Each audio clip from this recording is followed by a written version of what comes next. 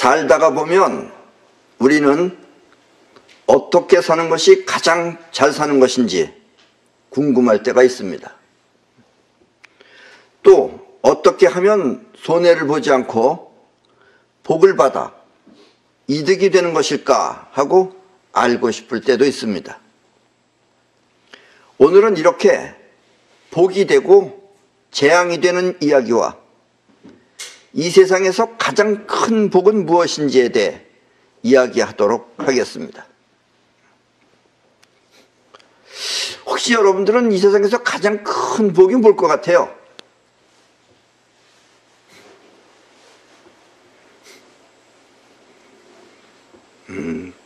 밥 먹고 그냥 따뜻한 데 누워있으면 가장 큰 복이죠. 먼저 이 우주는 6가지 원칙을 통해서 움직이고 있습니다. 그냥 움직이는 게 아니에요. 6가지 원칙이 있다 이런 얘기예요. 우리는 이것을 우주의 6대 원칙이라고 합니다. 이 말을 옛날 석가모니 시대 때 석가모니식으로 표현을 하면은 우주는 6가지 법을 통해 작용하는 것입니다. 석가는 이런 거 다 법이라 그랬어요. 원칙도 법이니까요. 우주가 이렇게 6대 원칙을 갖고 작용을 하듯이 우리의 인생 또한 이 우주의 6대 원칙에 부합되게 살면은 우리는 우주처럼 건강하고 그리고 풍성하게 잘 살 수 있습니다. 이렇게 우리의 삶이 우주의 원칙과 부합하면 우리는 우주로부터 혜택을 입어 크나큰 복을 받게 되는 것입니다. 이 말을 어렵게 생각하실 필요 없어요. 여러분이 바다에 나가서 수영을 할 때 바닷물이 가는 쪽으로 같이 수영을 하면은 바다가 가는 거래 여러분이 딸려가면은 수월하게 갈 수 있는 겁니다. 그리고 더 멀리 힘 안 들이지 않고 빨리. 그러나 우주의 작용과 어긋나면 그때는 우주로부터 크나큰 재앙을 받게 됩니다. 파도는 자꾸 앞쪽으로 치는데 그걸 뒤로 가려고 그래 보세요. 얼마나 힘드나. 본인이 쎄 빠지게 수영해서 한 100m 가면은 파도 한번 치면 그냥 뒤로 확 밀려오는 거예요. 그런 것을 재앙이다 그런다 이런 얘기입니다. 이것이 바로 복과 재앙이 일어나는 이유입니다. 그러니까 여러분들이 사소하게 어쩌다 잘 될 때 있잖아요. 그럴 때는 뭔가 우주의 기류와 비슷하게 흘러간 거예요. 그게 단지 여러분들이 몰랐을 뿐이지. 그래서 오늘은 그거에 대해서 자세하게 알려드리겠습니다. 이 우주는 없어지지 않고 영원히 존재하지만 우리는 우주처럼 영원할 수가 없습니다. 우리는 언젠가 죽죠. 우주는 계속해서 있는데. 왜냐하면 우리는 죽음을 통해서 우주가 영원하도록 작용을 해야 하기 때문입니다. 이렇게 우주는 작용을 해야지 존재가 존재할 수 있는 거예요. 왜냐하면 존재와 작용은 아프락삭스의 한 몸이기 때문에. 그리고 우리가 죽는 것은 우주를 위해서 우리는 작용하는 겁니다. 그것도. 자, 그러나 꼼꼼히 따져보면은, 잘 따져보세요. 꼼꼼히 따져보면 우리도 역시 우주의 한 부분입니다. 그 우주가 따로 있고 우리가 따로 있는 게 아니고 우리가 역시 우주 속 안에 들어있는 한 몸이다 이거예요. 지구 바깥에서 멀리서 여러분을 가리킬 때 뭐라 그래요? 다른 사람들이. 외계인이 있어가지고 지구 바깥에서 여러분을 가리키면서 저 뭐라 그래요?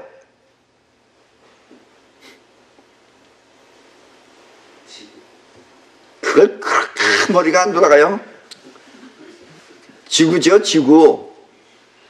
나는 홍길동인데 이러고 앉아서 뭐라고 저 사람이 날 부를까?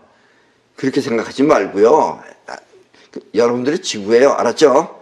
예, 참. 물어본 내가 잘못입니다. 예. 그래서 우리도 우주와 같은 근본 세계를 갖고 있습니다. 우주의 근본 세계나 우리가 갖고 있는 근본 세계는 역시 같다 이런 얘기예요. 예.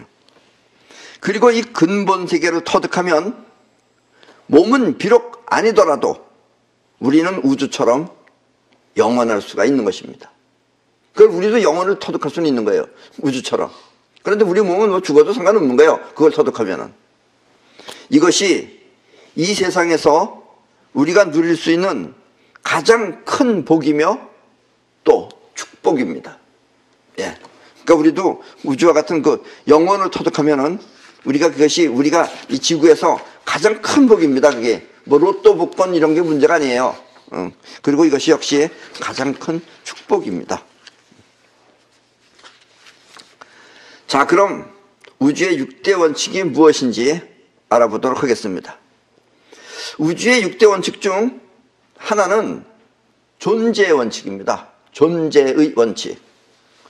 우주는 이와 같은 존재의 원칙이 있어서 지금 존재하고 있는 것입니다.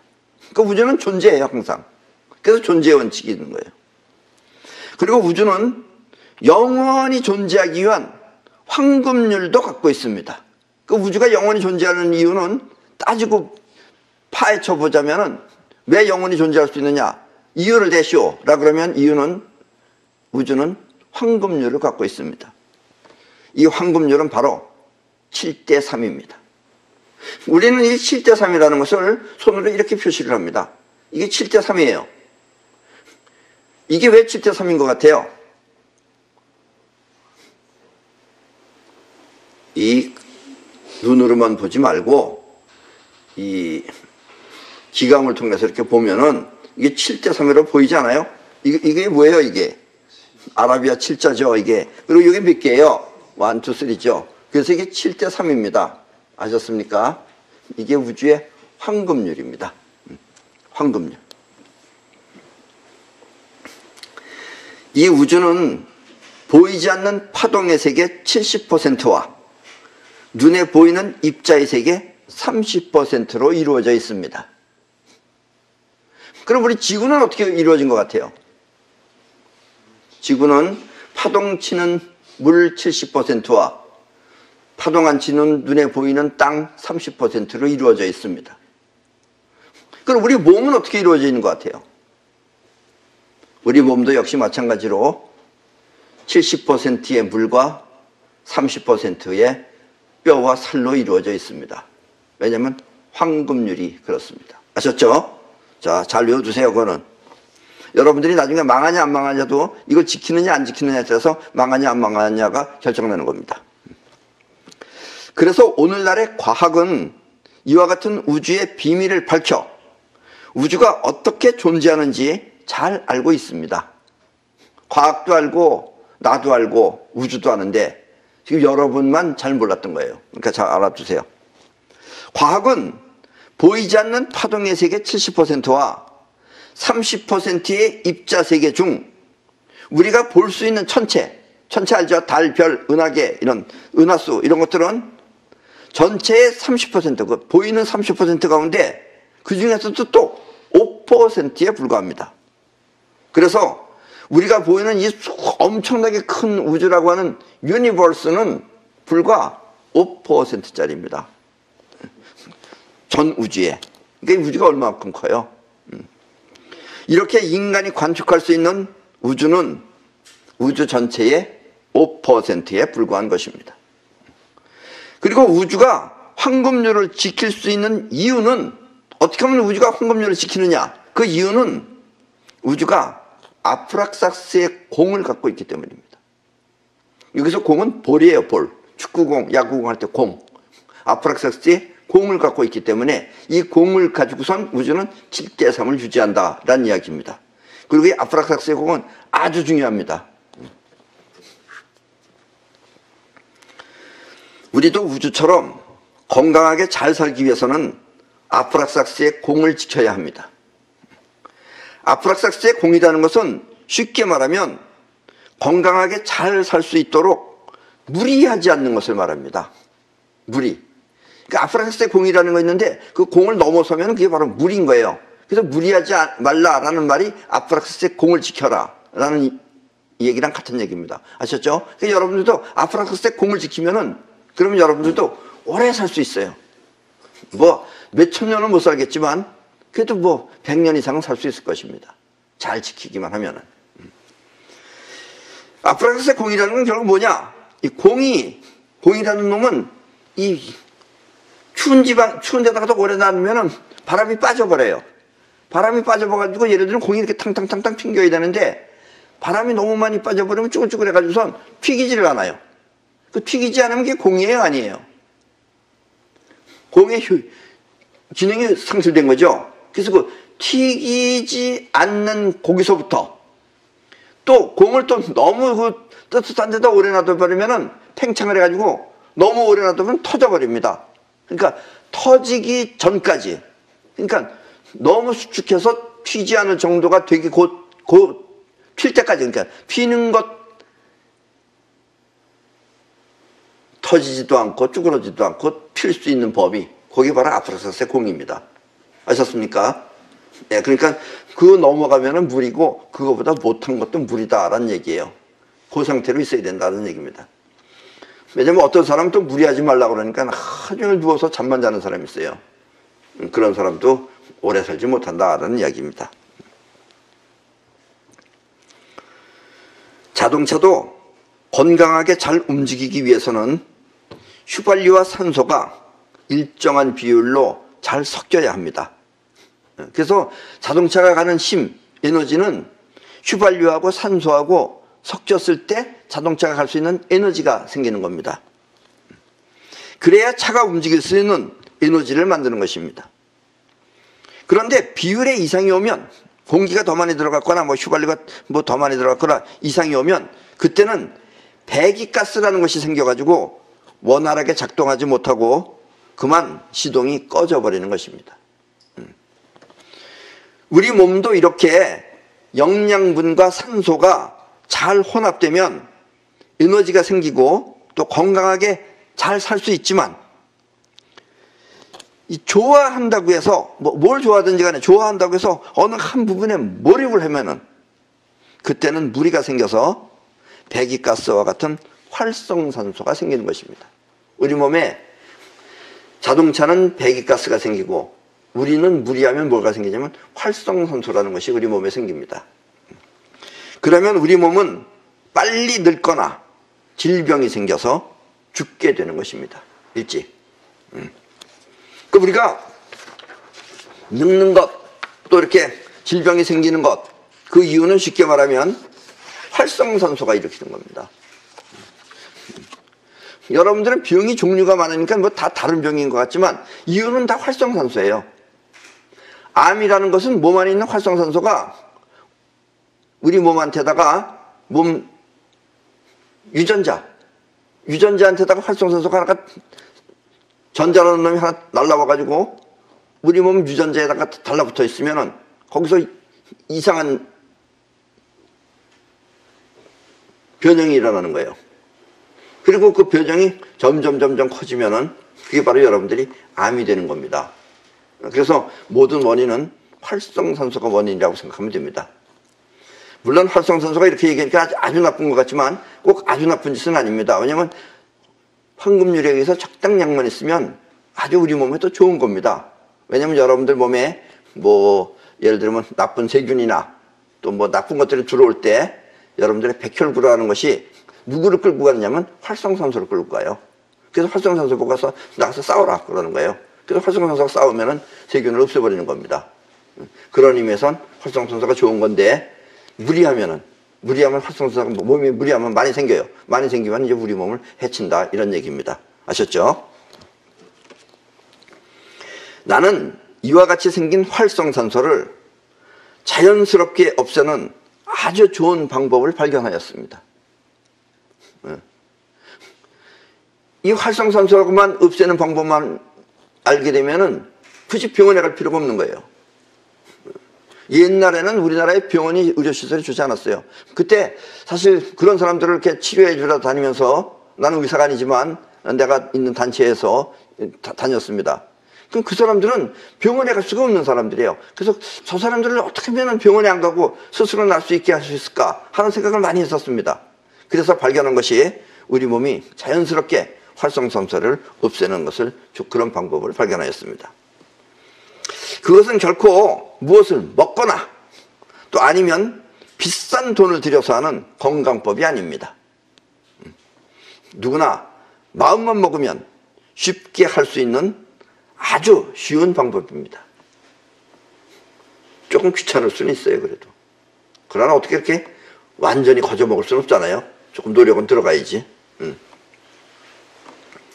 그것은 바로 폭포수 아래 가득 찬 음이온과, 폭포수 밑에 가면 음이온이 많습니다. 그 음이온이 전자예요. 음이온과 또 땅속에 존재하는 전자를 우리 몸에 유입하는 것입니다. 그럼 전자가 들어오면 활성산소에 있는 전자가 가서 서로 주거니 받거니해서 없어지는 거예요. 유입하는 방법입니다. 나는 이렇게 인위적으로 만든 것이 아닌 자연에 존재하는 순수한 전자를 자연전자라고 합니다.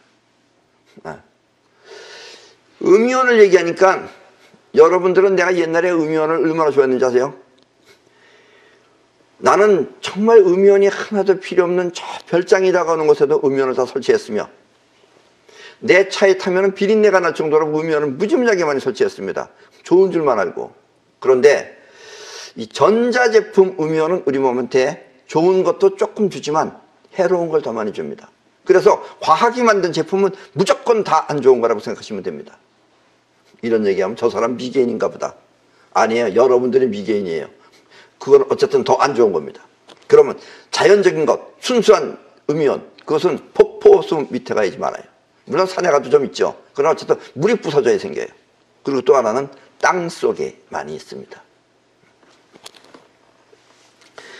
나는 옛날에 어느 산에 가서 내가 수련을 한 적이 있어요. 그럴 때 그 산에 있는 사람들이 그랬어요. 땅 속에는 생명이 있다고. 그러면서 그 사람들은 땅에서 누워서 자는 거예요. 내가 이렇게 볼 때는 얘는 거지같이 보였어요. 그래서 나보고 거기서 자꾸 자는데 나는 앉았어요. 근데 그 사람들은 그 당시에 설명할 도리가 없는 거예요. 왜냐면 그 사람들은 학교를 다녀본 적이 없는 사람들이에요. 그게 자꾸 땅 속에 생명이 있다는 거예요. 그래서 예를 드는 게 뭐냐면, 봐라. 여기다 씨를 뿌리면 이렇게 씨가 나오지. 그 씨앗에 생명이 있는 거지. 무슨 땅에 있는 거냐? 난 이렇게 생각했어요. 그래서 많이들 누워 자세요. 내가 이렇게 비웃었습니다. 그러다 나중에 보니까 진짜 땅 속에 생명이 있었던 것입니다. 우리 몸의 활성산소는 전자 하나가 더 있는 프리 라디칼입니다. 원래 전자는, 이 전자라는 것은 쌍으로 이루어져 있어야지 안정을 합니다. 안정을 찾는데 활성산소는 전자 하나가 더 있어 쌍을 이루지 못한 불완전한 전자입니다. 이렇게 쌍을 이루지 못한 전자를 라디칼이라고 합니다. 그래서 원래 활성산소는 이게 우리 한국식 이름이고 원래는 프리라디칼이에요. 그 프리라디칼이 활성산소랑 똑같은 거라고 생각하시면 됩니다. 근데 프리라디칼은 꼭 활성산소만 있는 것은 아니에요. 어쨌든 그렇게 하시면 됩니다. 그래서 우리 몸을 땅과 접촉하면 우리 몸의 활성산소는 자신의 전자 하나를 땅한테 주든지, 왜냐면 땅도 전기가 통하는 거기 때문에 땅한테 주든지, 아니면은 땅으로부터 전자를 받아서 안정을 취하려고 하는 것입니다. 그래서 활성산소가 안정을 취하면 물려돼 버려요. 그럼 여러분들이 오줌으로 나오는 겁니다. 그냥 그게 죽은 거예요. 쉽게 말하면. 활성산소를 어떻게 죽이나 이러면 여러분들, 우리는 꼭 죽인다 그러면은 저 무슨 김일성이네처럼 총으로 쏴 죽이거나 이렇게 이런 것만 생각해요. 죽었다라는 것은 그것이 서로 없어지면 물로 변하고 여러분들이 오줌으로 나오면 끝나는 겁니다. 안정을 취하는 것입니다. 그러면 우리 몸은 병이 생길 수 있는 원인이 제거되어 온갖 질병으로부터 해방되며 피부 또한 잘 늙지 않아 젊음을 유지할 수 있습니다. 나도 옛날에는 안 늙으려고 그랬었는데 그것도 재미없을 것 같아서 결국은 뭐 늙어도 좋다고선 나 스스로를 내팽개쳤습니다. 그런데 여러분들도 나이 40살부터 이건 꼭 하셔야 됩니다. 왜냐면 여러분들이 40살 때쯤 되면 자꾸 어지럽고 쓰러질 거예요. 그 뭐 불명열이니 이런 거. 그게 왜냐면 여러분들 몸 안에 이 활성산소라기보다도 여러분들의 전자를 쥐고 있을 수 있는 그런 것들이 많이 부족해서 그렇습니다. 예를 들면 그런 거 코큐텐이라고 그래요. 코엔자임 Q10 이런 것이 없어지면 여러분들은 자꾸 쓰러지게 됩니다. 그래서 나이 40살 되면은 이 방법을 꼭 하지 않으면 안 됩니다. 나는 이렇게 맨발로 맨 땅을 밟는 건강법을 맨땅요법이라고 합니다. 그리고 역대 모든 성현들도 대부분 이렇게 맨발로 맨 땅을 밟는 맨땅요법을 했습니다. 했어요. 옛날에 석가모니가 거지기 때문에 그렇게 맨발로 다닌 거 아니에요. 맨땅요법 한 거예요. 자, 저 그림 보세요. 저 그림은 우리나라에 있는 미륵불입니다. 어느 미륵불이든지 저런 미륵불은 그래서 저렇게 맨발로 서 있는 것입니다. 예. 모자도 썼잖아요. 옷도 입었잖아요. 거지기 때문에 저기 맨발로 있는 게 아니에요. 미륵불이. 왜 저렇게 전부 다 미륵불이 맨발로 있겠어요? 그 미륵불이 맨땅요법 하는 겁니다. 아셨죠? 예. 왜 저렇게 발을 저렇게 벗겨놨나? 인도라서 더워서 그런가? 더우면 왜 우통을 벗지? 왜 맨발을 벗어요?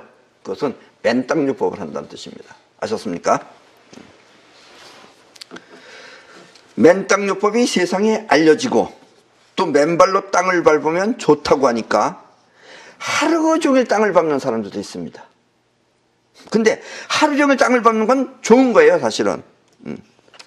물론 맨 땅을 밟거나 아니면 땅과 접지를 하는 것은 하면 할수록 좋은 것이지만 우리가 하루 종일 한다는 건 무슨 얘기냐면 무리하게 높은 산을 올라다니거나 또 무리하게 맨발로 운동을 하는 것은 좋지 않습니다.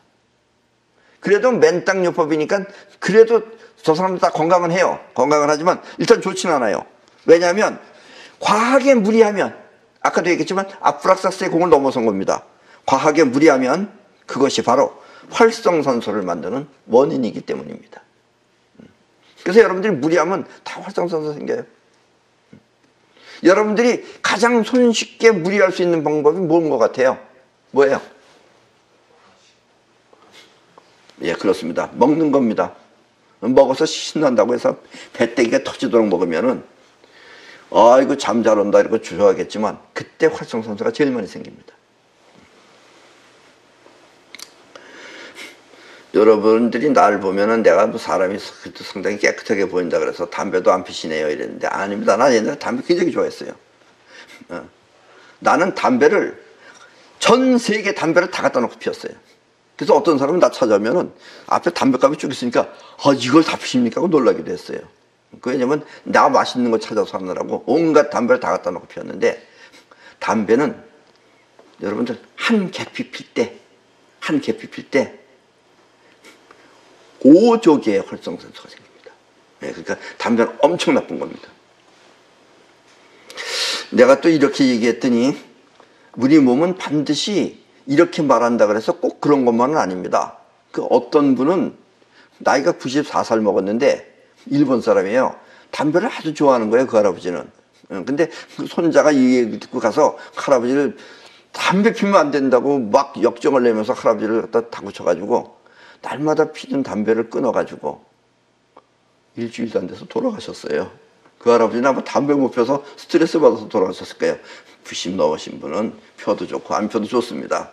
젊은 사람들한테 해당되는 거지. 너무 그런 걸 이렇게 이 말만 듣고 또 소공자 선생님 말씀은 진리다 이러고 가서 그 좋아하는 담배를 못 피게 하면은 다시 일찍 돌아가실 수도 있습니다. 또 이 말했다 그래서 거봐 펴도 된다 그러잖아. 40, 50대는 끊는 게 좋습니다. 아셨죠? 물론 맨 땅을 밟거나 아니면 땅과 접지를 하는 것은 하면 할수록 좋은 것이지만 무리하게 높은 산을 올라다니거나 운동을 하는 것은 좋지 않습니다. 왜냐하면 과하게 무리하면 그것이 바로 활성산소를 만드는 원인이기 때문입니다. 그래도 맨땅요법은 그 자체가 활성산소를 제거할 수 있기 때문에 그들이 건강할 수 있는 것이지 그렇다 하여 무리하게 하는 등산이나 운동은 결코 좋은 것이 아닙니다. 왜냐하면 그것은 아프락사스의 공을 넘어서기 때문입니다.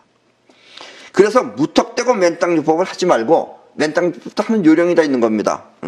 무턱대고 땅만 밟으면 좋은 것이다. 물론 안 밟는 것보다는 좋습니다. 그렇게 하지 마시고 이 맨땅요법은 반드시 맨땅 지도사의 지도를 받아 효과적으로 하시기 바랍니다.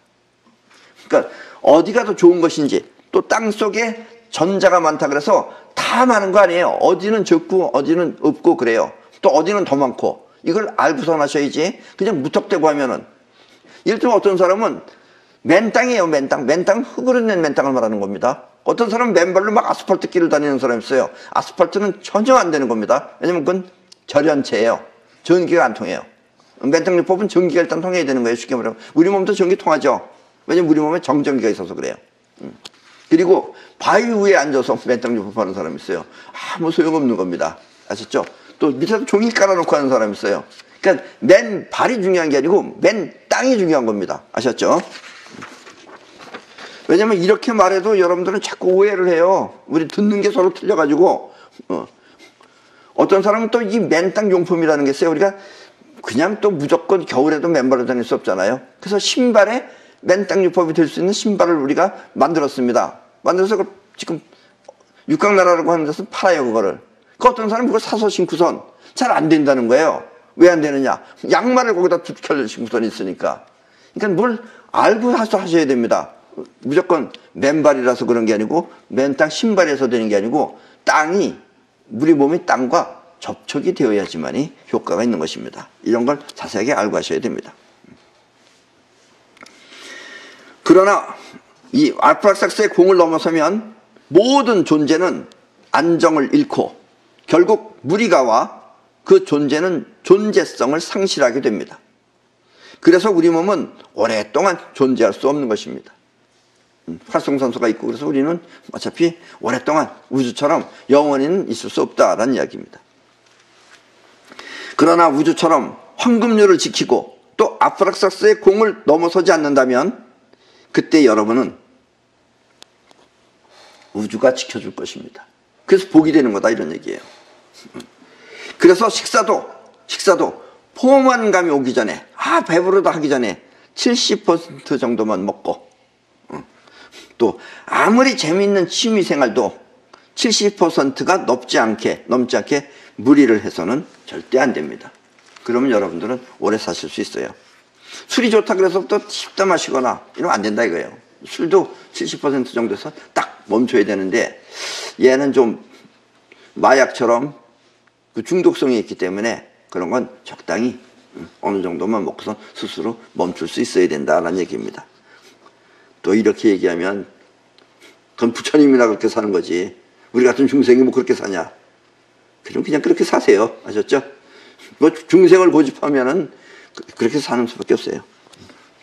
꼭 내 말대로 살라는 얘기는 아닙니다. 아셨죠? 근데 내 말대로 살면 좋고 또 지 멋대로 살면 지 멋대로 그냥 살다 그러다가 뭐 술 먹고 어디 가서 떨어져 죽든지 뭐 사고 나서 죽든지 그것도 하나의 우주를 위해서는 좋은 일입니다. 아셨죠? 예. 자, 부자가 되는 방법도 바로 이것입니다.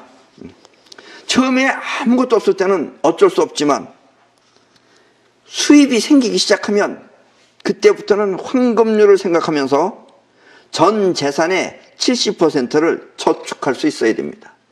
그러니까 묶어둬야 된다 이런 얘기예요. 그리고 나머지 30%는 활동비로 쓰면 됩니다. 물론 처음에는 지킬 수 없다 하더라도 꼭 이렇게 해야 한다는 각오를 하면 어느덧 그렇게 되어 있을 것입니다. 지금 내 말을 오래전에 들으신 분들은 지금 다 그렇게 하실 겁니다. 그리고 처음에는 30%가 물론 부족하죠. 많이 부족하지만 나중에 이제 수입이 점점 크면은 그 30%도 엄청 큰 돈입니다. 여기서 조심해야 할 것은 또 이렇게 말한다 그래서 어떤 사람은 아예 한 푼도 안 쓰고 무조건 다 모으는 사람이 있어요. 예를 들면 100%를 다 모으면 어떻게 되겠어요? 굶어 죽겠죠. 그럼 돈은 남는데 사람이 죽어요. 그건 안 되는 거죠. 네. 또 한 푼도 쓰지 않고 무조건 저축하면은 만족이 현실을 밀어내버리는 우주의 작용이 있습니다. 전에도 여러 번 얘기했죠. 여러분들이 소중하게 생각하는 사람을 잃어버리는 이유는 그 사람에 대해서 만족하기 때문에 그래요. 그래서 여러분들이 자기 돈을 보면서 막 만족하고 한 푼도 안 쓰고 있으면 꼭 무슨 사고 한 번 나가지고선 다 날라버려요. 그것은 만족이 현실을 밀어내는 우주의 작용이 있기 때문에 그렇습니다. 그래서 그 작용에 의해 돈이 이상하게 모두 빠져나갈 수 있습니다. 그러니까 30% 정도에서는 쓰시라 이런 얘기예요. 30% 안에서는 사고 싶은 것도 사고, 또 남도 돕고, 그렇게 해서 황금률을 꼭 지키시기 바랍니다. 황금률을 모르고, 또 이런 황금률을 모르고 또 잘하는 사람이 아주 절친하다 그래서 돈을 빌려달라고 해서, 돈을 좀 빌려달라고 해서 자기 전 재산을 빌려주거나 아니면 담보 설정을 해주거나 하면은 그 사람이 거지가 되는 것은 곧 그 또한 진리입니다. 아셨죠? 예. 자기 전 재산을 갖다가 나한테 담보를 빌려주면은 자기가 자기 걸 그렇게 귀하게 소중하게 생각 안 하면 그 돈이 날아가는 건 당연하다고 생각하겠죠. 예. 그리고 이제 나중에 정신 차린다고 하면서 온갖 무슨 돈 번다고 하면서 아주 나 그런 사람들 텔레비에 나오는 거 아주 뭐 개인적으로 싫어서 아니고 꼴 보기 싫어요. 왜냐면 여기 틀어도 나오고 저기 틀어도 나오고. 이렇게 우주는 황금률을 통해 영원히 존재하는 것입니다. 그래서 여러분들도 황금률을 꼭 지키시기 바랍니다. 불을 유지하는 방법은 황금률밖에 없습니다. 아셨죠? 다음에는 락의 원칙입니다. 락. 이 락의 원칙은 전에도 한번 이야기했었죠. 한번 말씀드렸지만 이 우주는 우리 마음이 즐거울 때 파장과 매우 비슷한 락의 파장으로 지금 움직이고 있습니다. 그러니까 우주는 지금도 계속해서 락 하는 거예요. 그래서 락 하는 것은 즐겁잖아요. 그래서 즐거운 노래가 서양에서는 뭐라 그러게요? 그래서 락앤롤이라고 그래요. 락. 이건 쪼크입니다. 이걸 또 무슨 진짜인 줄 알고 락이 이게 그 락자야 이러고 또 생각하는 사람이 있어요.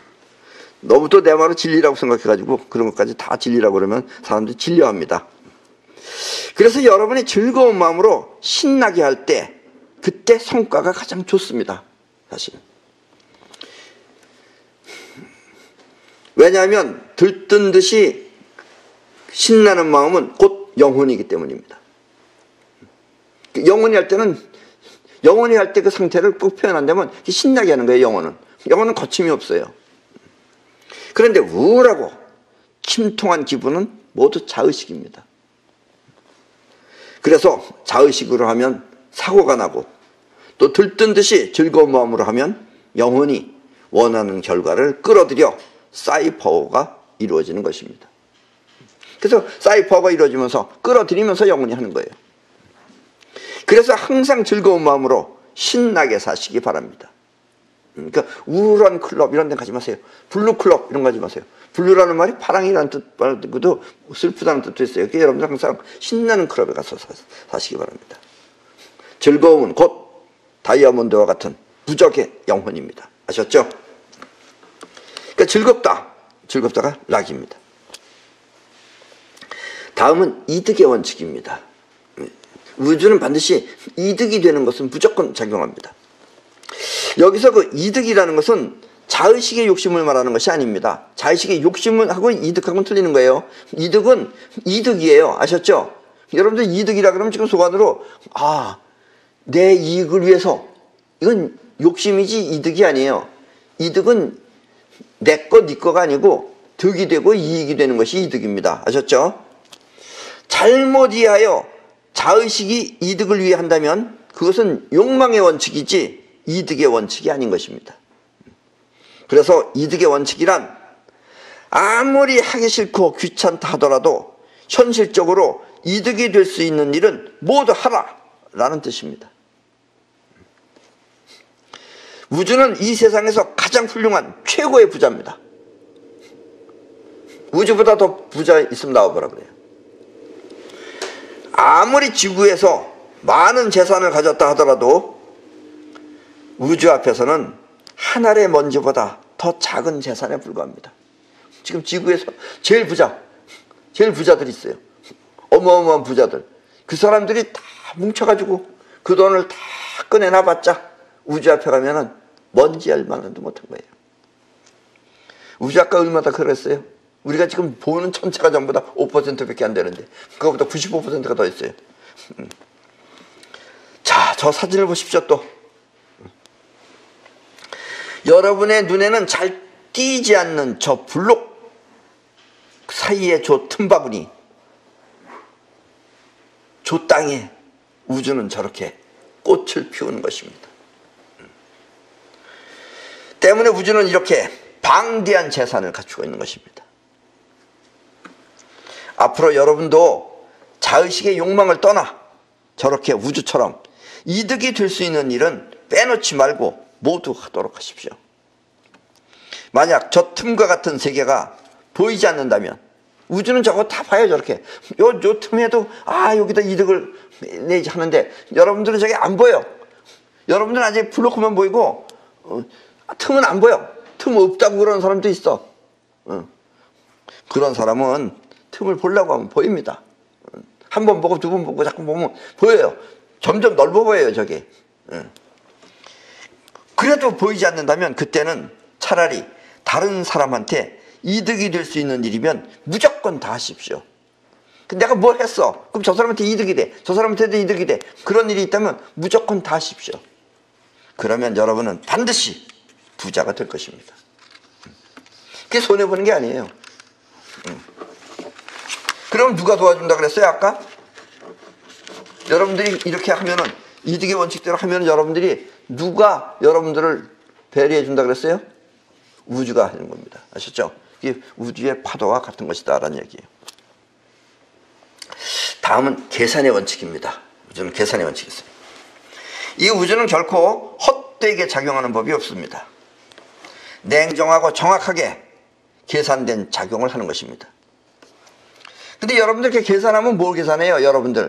여러분들이 하는 계산은 2 더하기 3 더하기 곱하기 나누기 빼기 뭐 더 똑똑한 사람은 루트까지 씌워서 이런 계산은 입자적 계산입니다. 근데 이 입자적 계산은 결코 중요한 게 아니에요. 우주는 이런 입자적 계산도 하지만 작용을 할 때는 주로 파동적 계산이라는 걸 합니다. 근데 여러분들은 파동적 계산이라는 말도 지금 나한테 처음 들어볼 거예요. 그럼 파동적 계산이라는 건 뭐냐? 또 입자적 계산이라는 건 뭐냐? 예를 들면 여러분들이 달걀 100개를 샀어요. 밖에 사가지고 이걸 이제 자전거를 타고서 이제 집에 가는 거야. 집에 가는데 자전거 운전하면서 뭘 생각하느냐? 자, 이 달걀 100개를 부화시키면 병아리가 100개가 태어나고 그 100개의 병아리가 다시 알을 하나씩만 나면 이러고 골똘하게 생각하다가 앞에 지나가는 자동차를 못 보고 가서 꽝 부닥쳤어. 꽝 부닥치면 어떻게 돼요? 결함이 다 깨져버리죠. 예, 이렇게 생각에 깊이 빠져 앞에 있는 자동차를 못 보고 부딪혔다면 그 계산은 모두 부질없는 것이 되고 맙니다. 그게 여러분들의 입자적 계산이에요. 그래서 그 가서 부닥치는 이것이 바로 파동적 계산이에요. 그런 작용이 일어나는 것이. 그래서 영혼으로 살게 되면 그때부터는 입자적 계산이 아니라 파동적 계산이라는 걸 할 수 있습니다. 말이 파동적 계산이라는 그러니까 여러분들이 어렵게 들려서 그러지 뭔지 아시겠죠? 그래서 현재에서 미래를 바라보는 눈, 그런 건 전부 다 파동적 계산에 의한 것입니다. 그건 뭐 숫자로 계산한다고 나오는 게 아니에요. 그건 다 틀려요, 그런 건. 그리고 파동적 계산을 할 줄 아는 사람은 그걸 조절할 수 있어요. 대체로 어느 분야가 됐든지 전문가라고 하는 사람은 바로 이 파동적 계산을 할 줄 아는 사람들입니다.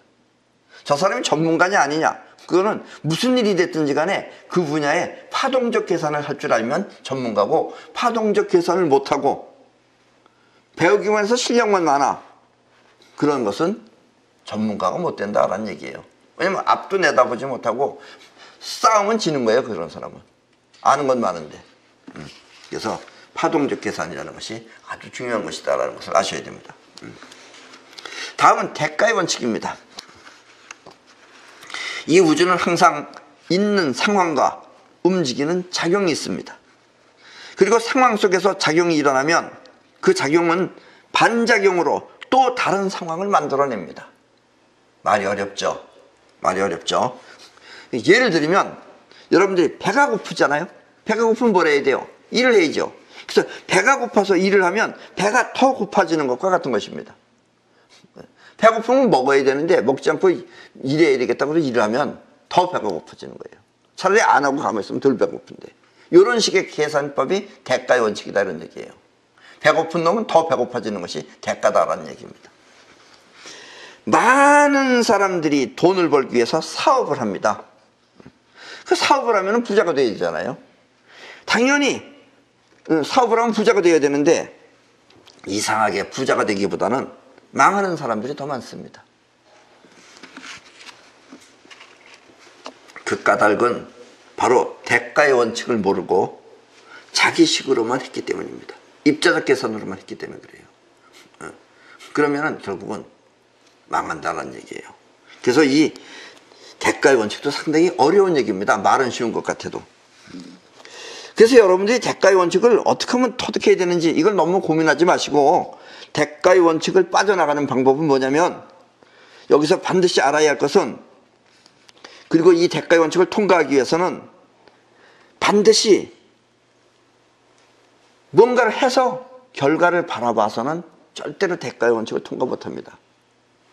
내가 이 일을 하면 부자가 되겠지. 내가 이 사업을 시작하면 돈이 벌리겠지. 이렇게 해서는 안 된다는 얘기예요. 그러니까 결실을 기다리면서 하면 안 되고 결과를 바라지 말고 먼저 원하는 목표를 분명하게 갖고 시작하는 것입니다. 그러면은 힘든 것을 통과할 수가 있어요. 그러면 끝내는 그 목표를 성취하게 됩니다. 이 세상에는 우리가 먹을 먹거리가 많습니다. 여러 가지 먹을 게 많아요. 온 천지에 많아요. 그런데 무엇을 먹을지 목표가 정해져 있지 않으면 결국 먹거리는 존재만 할 뿐 우리하고 아무 상관이 없는 것이다라는 얘기예요. 그 무엇을 먹을까를 정해놓고 가야지 뭐 가서 뭘 먹는 거지. 이 세상에 먹을 게 많다 그래서 뭐 먹을까 그리고 생각도 안 하고선 하면은 먹거리는 많은데 여러분하고 연관성이 없다는 얘기예요. 그 먼저 선택할 수 있는 목표를 갖고선 일을 시작해야 된다라는 이야기입니다. 대가라는 것은 이렇게 생각할 수 없는 부분이 현실로 나타나는 것입니다. 여러분들이 사업을 하건 뭘 하건 이 부자가 되려면 잘 들으셔야 됩니다. 부자가 되려면 먼저 이 풍만감이라는 것을 느껴야 됩니다. 이 풍만감을 느낄 줄 알아야지 여러분들이 부자가 되는 거예요. 왜냐면 풍만감의 대가가 곧 풍요입니다. 그러니까 여러분들이 풍만감을 가지고 있으면 그 풍만감이 또다시 풍만감을 불러들여요. 또다시 풍만감을 불러들여요. 그럼 여러분들이 풍요가 되는 거예요. 이게 무슨 말이냐? 여러분들이 좋은 물건을 만들고 싶으면 먼저 좋은 물건의 어떤 것인지 사용을 해볼 줄 알아야 됩니다. 근데 보통 좋은 것은 좋은 게 아니에요. 아주 좋은 것은 보통 좋은 것보다 가격이 확 틀려져요 벌써. 보통 여러분들이 뭐 2만원 3만원 주고 사던 거하고 벌써 100만원짜리하고는 틀리는 거예요. 같은 용도인데. 그래도 뭐 그것이 외제라고 하더라도 100만원짜리 여러분들이 써봐야 돼요. 써보면 여러분들이 뭘 느끼냐면 풍만감을 느끼게 해줍니다. 그럼 좋은 물건은. 좋은 물건은 몸에서 착 달라붙어요. 그리고 불편함이 없어요. 아픈 데도 없어요. 근데 나쁜 물건을 사면은 껍데기는 비슷한데 어딘가 불편해요. 이런 거 나쁜 거예요. 그래서 좋은 물건을 사보면 여러분들은 풍만감이라는 걸 느끼게 됩니다. 이 풍만감이라는 건 어떤 느낌이냐? 더 이상 이 세상에 부러울 것이 없다라는 기분이 들면 그게 바로 풍만감이에요. 이 풍만감은 영혼이 느끼는 것입니다. 자의식이 만족하는 게 아니에요. 영혼이 느끼는 게 풍만감이에요. 그러면 영혼은 또 다른 풍만감을 불러들입니다. 그리하여 부자가 되는 것입니다. 풍만감을 아는 사람은 제품을 만들 때 이와 같은 느낌을 주는 제품을 만들려고 합니다. 그러니까 그 사람이 만든 제품 안에는 풍만감이 들어있는 거예요. 근데 풍만감은 뭐라고 설명할 수는 없는 거예요.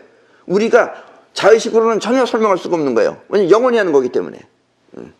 그러면 그 사람은 풍만감 있는 제품을 만들면은 그 사람은 반드시 다른 사람한테 좋다라는 걸 느끼게 해주고 그럼 그 사람은 자연히 또 부자가 되겠죠.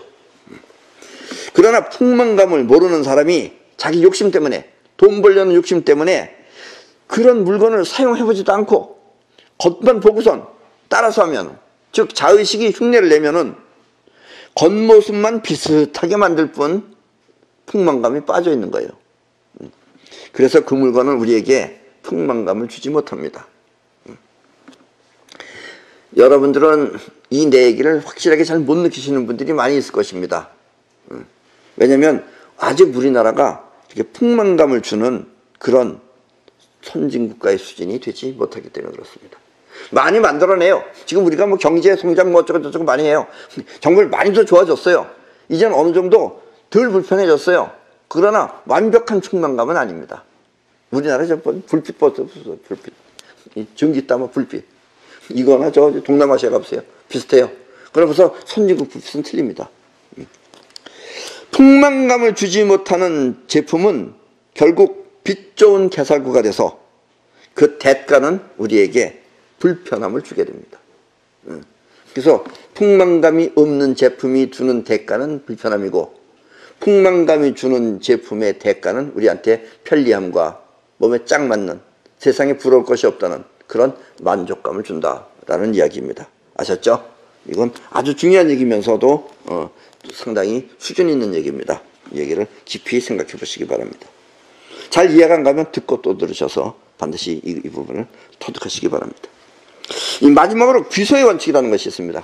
귀소의 원칙이라는 건 소라는 것은 처음 생겼을 때 상태로 돌아간다는 뜻입니다. 눈에 보이는 모든 존재는 그것이 생기기 이전의 세계로 다시 돌아가야 합니다. 우리 몸도 그래서 우리 몸도 이 세상에 태어나기 전 상태로 다시 돌아가는 것입니다.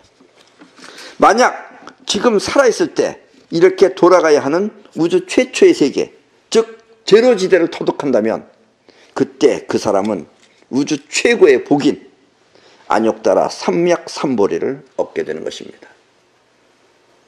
우리 금강경 처음 할 때 했었죠. 안욕달아 삼맥삼보리. 나도 이제 이렇게 자연스럽게 말하잖아요. 처음 했을 때는 이게 혓바닥이 되질 않아가지고. 그리고 이것이 우주 최대의 복이며 또 축복입니다. 그럼 지금부터 금강경 10번째 강의를 시작하도록 하겠습니다. 이제부터 이렇게 내용을 내가 다 말할게 해가지고 이제 그냥 슬슬 읽으면 돼요. 그럼 저도 다 이해할 거예요.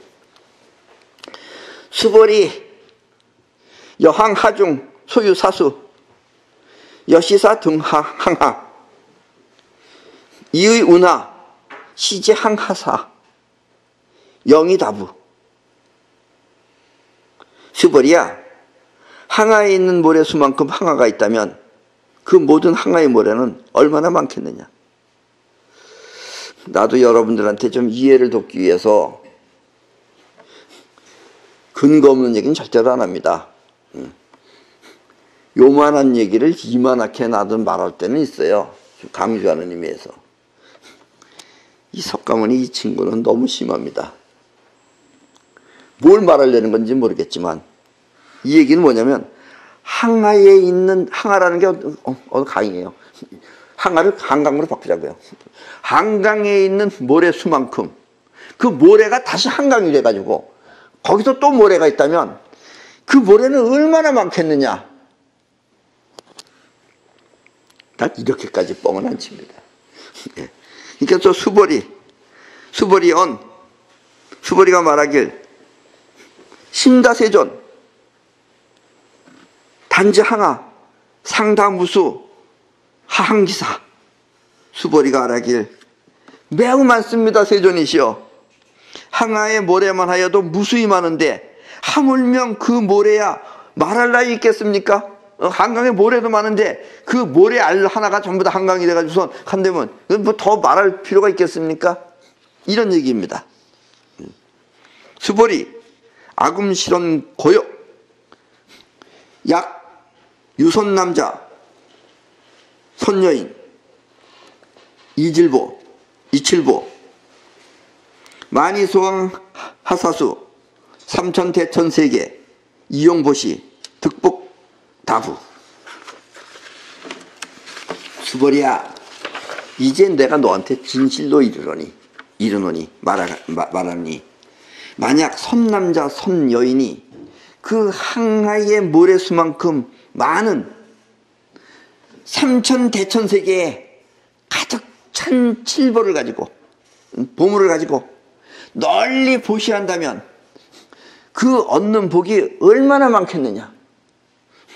그러니까 한강의 모래수만큼, 그 모래수만큼이 다시 한강이 돼서 거기서 나오는 그 모래수만큼의 그걸 전부 다 그걸 보석이라고 한다면 그 보석을 네가 온 세상에다가 베풀었을 때 너한테 돌아오는 복은 얼마나 많겠느냐. 계산이 안 되죠, 사실은. 예. 수보리가 아래길 수보리연 삼다세존, 심다세존 매우 많습니다. 세존이셔. 불고수보리 야교 선남자 선여인 2차 경중내지 수지사국 계등 위타인설 이자복덕 승정복덕. 부처님께서 수보리한테 말씀하셨습니다. 만약 선남자 선여인이 이 경 가운데, 이 금강경 가운데 네 구절만이라도 받아서 지니고 또 남을 위해서 설명을 해준다면 그 복은 항하의 모래보다 많은 그 칠보로 보시한 그 복덕보다 더 뛰어나리라. 이런 뻥쟁이다. 그 보석은 얼마만큼 많은지 머릿속에 계산이 안 돼요. 그런데 여기서 나오는 이 네 구절 하다못해 수보리언 이거는 안 되겠죠. 수보리가 말했다 이건 안 되고 하여튼 여기서 네 구절만 외워가지고 그걸 사람들한테 네가 설명을 해주면은 그때 공덕이 그 많은 재물을 뿌린 공덕보다 월등히 좋은 것입니다 라는 얘기예요. 결치 얘기하는 거예요. 까놓고 얘기하면. 아셨죠? 이 이야기는 아무리 많은 재물을 사람들에게 나누어 주며 선심을 베푼다 하더라도 그 복덕은 우주 최초의 에너지 세계인 제로지대를 알고자 하는 노력보다 못하다는 이야기입니다. 결국. 그래서 부차수보리 수설시경 내지 사고개동 당지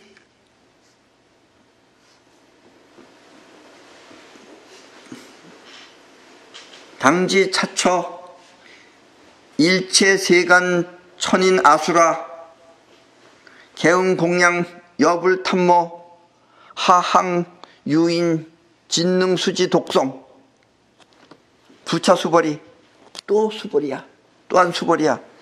이 경 가운데 네 구절만이라도 그 뜻을 사람들한테 일러준다면 온 세상의 하늘과 사람 아수라가 공양하기를 마치 부처님 탑에 절하듯이 할 것이거늘. 아까처럼 이렇게 네 구절만 가지고선 사람들한테 설명을 해줘도 그 공덕은 하늘과 사람 또 이 아수라들이 공양하기를 떠받들기를 부처님 탑에 가서 절하듯이 그렇게 할 것이거늘. 그 정도인데 하물며 사람이 경을 받아 지니고 읽고 외우고 한다면 그 또한 어떻겠느냐. 근데 여기서 이게 석가모니가 이렇게 얘기를 했어요. 뭐냐면 하물며 사람이 경을 받아 지니고 외우고 읽고 외우고 한다면 그 또한 어떻겠느냐. 그러니까 지금 많은 불교 계통에 있는 모든 사람들이 자꾸 경전을 읽는 거예요. 그러니까 자꾸 그걸 외워요. 별걸 다 외워. 마하반야가 이게 땅땅 두드려가면서 외우는 거예요. 그래서 목탁은 다 송불했어요. 목탁은 아직 인간이 못하고 있어요. 그 자의식이 외운다 그래서 되는 게 아닙니다. 여러분들은 아시죠? 여기서 읽고 외우고 한다면 그 또한 어떻게 하느냐. 읽고 외우고가 뭐예요? 예? 읽고 외운다는 게 무슨 뜻이에요? 영혼에다 각인시킨다면 이라는 뜻입니다. 근데 그 당시에는 영혼에다 각인시킨다가 없으니까 읽고 외우면은 자꾸 읽고 외우면 영혼에 각인이 되는 거예요, 결국은. 그런데 각인되는 것도 그냥 이렇게 딴 생각하면서 입만 외운다 그래서 각인이 안 돼요, 그거는. 그건 그냥 자의식에다 넣어두는 거지. 그래서 땡에 앉아서 탁탁 두드리면서 뭐 아무리 리드미컬하다고는 하지만은 절에 가면 시끄러워 죽겠어요. 막대기나 잡혔다 두드려봤는지. 예. 그 우리나라가 또 목탁을 치는 거다. 어디 가면 또 깽가리 치는 데도 있고, 또 딱딱딱딱딱 뭐 돌리는 데도 있어야지. 시끄러워 죽겠어요.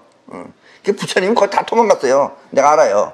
부처님이라고 그거 듣기 좋겠어요. 그거 다 도망가지.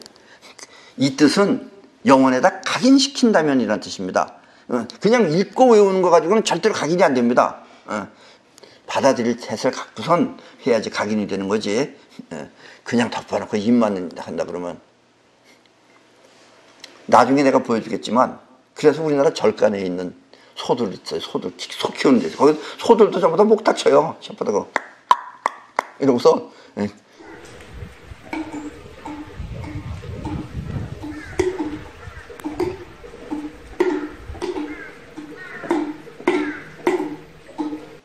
그 소는 성불했는지 몰라요.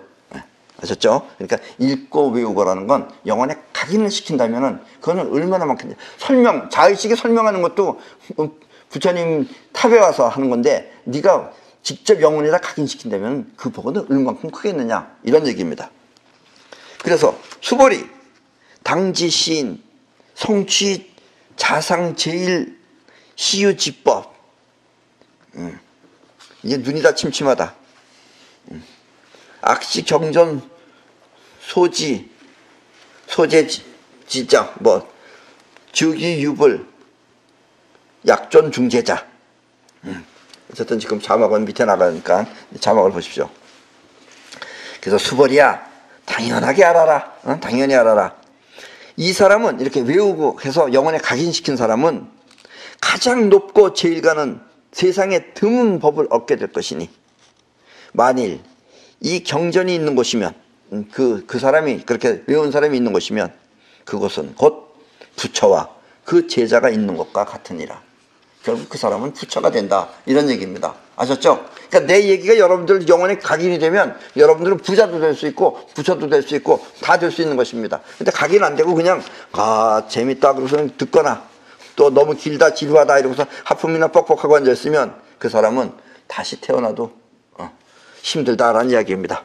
자, 그래서 다시 한번 정리하면, 엄청 많은 재물을 사람들에게 나누어준 사람의 복덕은 그 또한 매우 크지만 그것은 제로지대를 터득하기 위한 경전을 아는 것만 못하고, 또 자의식이 경전을 알고 해석하여 남에게 들려주면